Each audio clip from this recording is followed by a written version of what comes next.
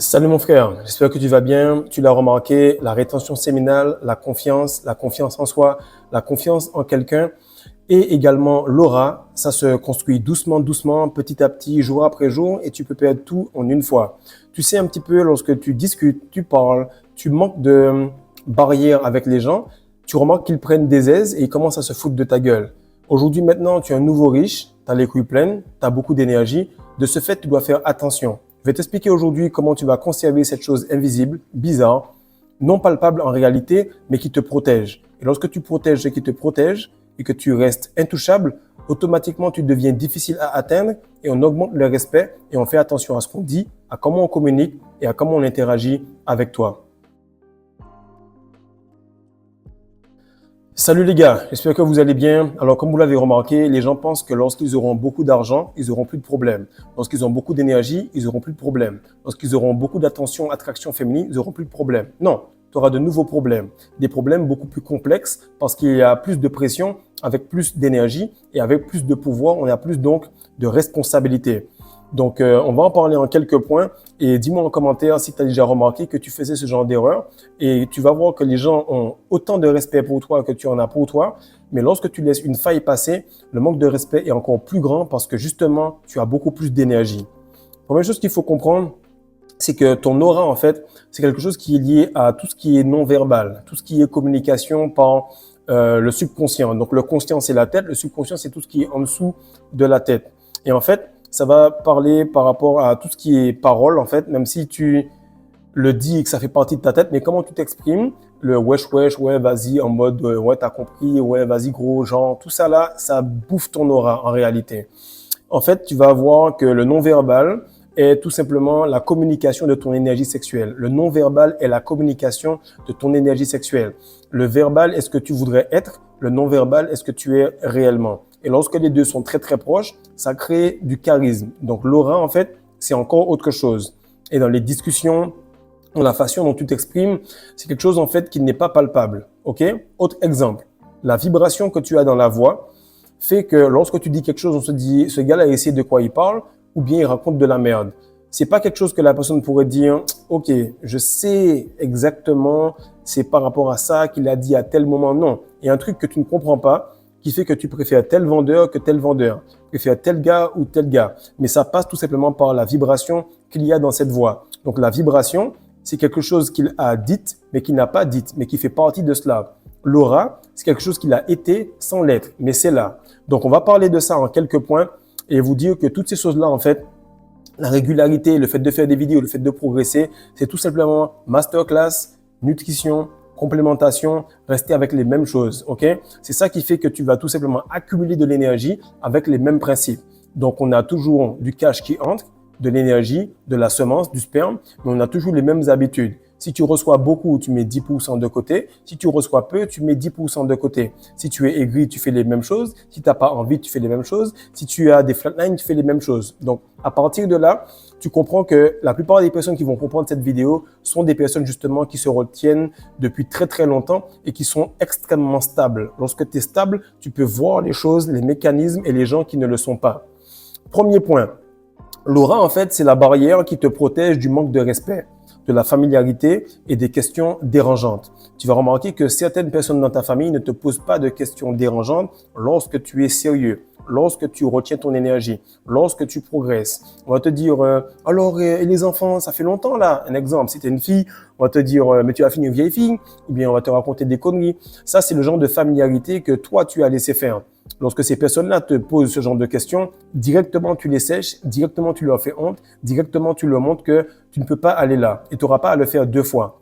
Parce qu'elles savent exactement ce qu'elles font ça pour voir si réellement l'énergie bizarre, non palpable dont je t'ai parlé, si elle est en corrélation avec ce que tu as dans la tête. Et lorsque tu stoppes ça directement, tu vas remarquer qu'ils vont s'en tenir à là, ils vont plus aller plus loin. Deuxième point, c'est que la première chose avec l'aura, c'est que dès que tu souris, ça s'en va. C'est con. Beaucoup de personnes me disent « Ouais, mais tu as l'air méchant lorsque tu ne souris pas et lorsque tu souris, ben ça va trop loin. » Et je me rappelle, j'étais en porte-à-porte avec mon leader, celui qui m'a formé en vente. Il disait « Fredo, en fait, c'est soit il est très très sérieux, soit il est très très con. » Et tu vas remarquer ça en général, c'est que les gars, on est soit très très sérieux, soit très très con. Et tu vas le remarquer. Les femmes, elles viennent vers toi, elles sont un peu attirées, les clients sont attirés. Bref, tu as une forme d'attraction. Et lorsqu'ils viennent, ils se disent, si ce gars-là, il est jusqu'en haut comme ça et que j'arrive à le faire rire, à l'appeler par un petit nom ou se foutre de sa gueule ou prononcer mal son nom de famille, peu importe, automatiquement, il est bon, il est dans ma poche. Non, il faut faire attention à ça. Les gens assimilent la gentillesse à de la bêtise. Les gens assimilent ton sourire au fait de pouvoir faire n'importe quoi. Tu vas rire, mais tu vas juste rire à l'intérieur de toi. Ce qui m'amène au troisième point. L'important, c'est d'être heureux. Le plus souvent, ceux qui viennent sur Patreon pour les lives, d'ailleurs, on a un gros live demain à 10h heure de France et tous les dimanches, on est à plus de 60 heures de live. Tu vas remarquer que je rigole là-bas, je parle, je suis vraiment trash, je suis vraiment moi-même. Mais lorsqu'on est tout simplement heureux à l'intérieur de soi et qu'on va à la banque, on ne rit pas. Lorsqu'on va discuter d'un deal avec Dr. on ne rit pas. Je suis heureux à l'intérieur. Mais si tu te mets à rire avec tout le monde, ils vont penser que tu es débile. Ils vont penser que ils peuvent faire ce qu'ils veulent avec toi. C'est malheureux, mais on juge un livre par sa couverture. Et lorsque tu viens, tu dis, bon, ben, où sont mes commissions, où sont mes trucs, tu prends ton cash, tu te casses. Tu es heureux avec les gens qui sont autour de ton énergie sexuelle. Donc, avec toi-même ou avec ta partenaire. Le reste, il faut mesurer ça. Donc, au lieu de rire, tu vas sourire ou sourire avec les yeux. Fais des choses de manière plus charismatique pour gérer cette barrière. Parce que plus ton aura est dense, plus ils vont profiter de se foutre de ta gueule dès qu'ils en ont l'occasion. Maintenant, tu vas remarquer que ça va tout simplement apparaître sur ton visage, ok? Mais tu ne dois pas tout simplement y aller trop fort. Donc la joie, la paix, les bonnes nouvelles, les choses, les manifestations, tout ça va rester à l'intérieur. Et tu vas remarquer que les gens pensent que tu es bête ou ils pensent qu'ils peuvent attaquer cela dès que tu dis tout. Lorsque tu dis tout, ils se disent, ben, je vais attaquer ça parce que c'est ça qui le rend heureux. Mais s'il est déjà aigri, s'il est déjà triste, entre guillemets, il n'y a rien à attaquer. Donc, tout ce qui est positif, tu le gardes à l'intérieur. Même ce qui est négatif, tu le gardes à l'intérieur. Poker face. Comme ça, on ne sait pas où t'attaquer, on ne sait pas quoi faire. Cinquième point, avec l'aura et comment tu le conserves, surtout lorsque tu as des délais, surtout lorsque tu commences à progresser, à sortir de la matrice ou avoir des promotions dans ton taf. Under-promise, over-deliver. Ça veut dire l'énergie que tu allais mettre dans la promesse d'un grand résultat, de vendre beaucoup, d'aider, de faire du e-com. Ferme ta bouche, ne dis rien, mais mets tout ça dans l'accomplissement du résultat. Et quand tu mets le résultat, fais-le sans rigoler. Normal. Un peu comme les punchlines. Des fois, certaines vidéos, j'ai envie de dire des trucs, faire des blagues et tout, mais je parle comme ça naturellement. Je vais sortir, je vais blaguer avec quelqu'un, je vais lui sortir une dinguerie, un truc sexuel, un truc salace, il va rigoler, je vais pas rire parce que c'est normal. Lorsque tu fais de l'élocution, de la prise de parole en public depuis longtemps, ça sort naturellement. Le fait de ne pas rire et que la personne rigole augmente également ton aura. Donc toujours under-promise, diminue la promesse et over-deliver. Délivre plus que ce que tu voudrais ou que tu pourrais ou que tu encore aurais annoncé. Sixième point, c'est comment tu t'habilles et comment tu parles importe beaucoup plus que le montant d'argent que tu gagnes. Beaucoup de personnes paraissent riches et lorsqu'elles ouvrent la bouche, l'argent, il s'en va. Et les gens les utilisent parce qu'ils voient que c'est un gars qui a beaucoup d'argent, mais qui n'est pas dans l'abondance. Lorsque tu vas comprendre ça, tu vas voir que c'est quelque chose qui est très, très important d'avoir les manières, la façon d'être et le charisme. Vu que tu as une grosse énergie sexuelle, on va assumer que tu as de l'argent. Certaines personnes vont te dire « Ah, mais toi, tu as les sous. Toi, tu es un gars qui a du cash. Toi, tu es un gars qui fait ci, qui fait ça. » Tout ça parce qu'ils assument que ton aura doit matcher avec le programme qu'il y a dans ta tête et ta façon de t'exprimer. Donc, septième point, le plus d'énergie sexuelle tu as, le plus d'aura tu peux avoir, mais également le moindre faux pas peut faire que tu perds tout. Et en général, les femmes le disent souvent, surtout quand tu es au Québec, par exemple, ou bien dans le sud de la France, peu importe. Et je parle à des gens qui n'ont pas trop d'accent. Mettons que tu n'as pas trop d'accent, mais que tu vas dans une région qui a beaucoup d'accent. Et tu vois un gars qui est peut-être pas de la région, mais qui est né là, qui a grandi là, mais qui n'est pas originaire normalement. Mettons que tu me trouves en Bretagne, ou que tu me trouves à Lille, ou que tu me trouves au Québec, et que tu vois ma tête et tu te dis « Ah !» Je pourrais aller aborder ce gars-là pour rigoler et tout. Et tu vois que le gars, il a un accent qui est tellement poussé, tellement fort. Eh bien, la fille, elle se dit, wow, je m'attendais pas à ce qu'il parle comme ça. Et ça les refroidit direct. Et tu vas voir que le plus d'énergie sexuelle tu as, le plus on s'attend à beaucoup de toi et le moins de marge d'erreur tu as. C'est difficile, mais c'est comme cela. Huitième point, c'est qu'il n'y a pas de trop. Il n'y a pas de trop, il n'y a jamais de trop. Je vais t'expliquer pourquoi. Trop, en fait, c'est tout simplement là où tu commences à dire « Ah non, je ne veux pas trop ». Non, dis à l'univers de te donner trop. Et lorsque tu vas quelque part, fais toujours trop. Lorsque tu dis il n'y a pas assez, là, tu es dans l'abondance. Lorsque tu dis trop, c'est là que tu es dans le manque. Je m'explique. Vaut mieux être trop habillé que pas assez. Vaut mieux être trop préparé que pas assez. Vaut mieux être trop sous pression que pas assez. Vaut mieux être trop complémenté que pas assez. Vaut mieux trop se retenir que pas assez. Mais tu vas comprendre que le trop n'existe pas. Parce que dans l'univers, il y a toujours trop en réalité.